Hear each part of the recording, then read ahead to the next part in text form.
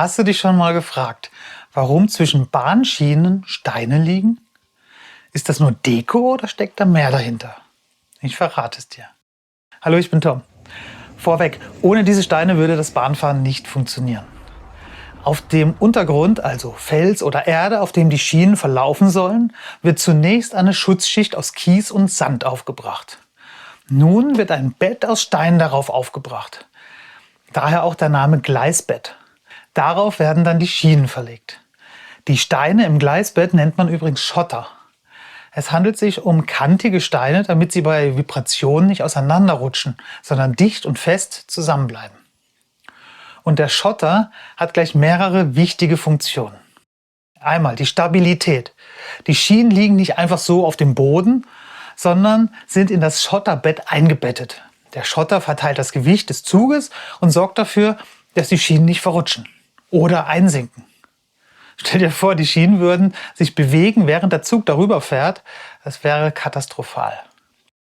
Entwässerung. Zwischen den Steinen kann Regenwasser abfließen. So wird verhindert, dass sich Wasser an den Schienen, neben den Schienen, unter den Schienen staut und im Winter gefriert. Gefrorenes Wasser dehnt sich aus und könnte die Schienen beschädigen. Bevor es mit dem dritten Punkt weitergeht, die kurze Bitte an dich, dem Video einen Daumen hoch zu geben und den Kanal zu abonnieren. Dankeschön. Und weiter geht's. Die Dämpfung. Der Schotter dämpft die Vibrationen und den Lärm. Ohne den Schotter wäre Zugfahren viel lauter und unangenehmer. Im Zug und in der Umgebung. Ausgleich. Schienen dehnen sich bei Hitze aus und ziehen sich bei Kälte zusammen. Der Schotter macht diese Bewegungen mit und verhindert so, dass die Schienen sich verbiegen. Wartung. Der Schotter macht es einfacher, die Schienen zu warten und zu reparieren. Man kann einzelne Steine austauschen oder das Schotterbett neu verteilen, um die Gleise in gutem Zustand zu halten. Übrigens, damit der Schotter seine Aufgaben richtig erfüllen kann, muss er regelmäßig gepflegt werden.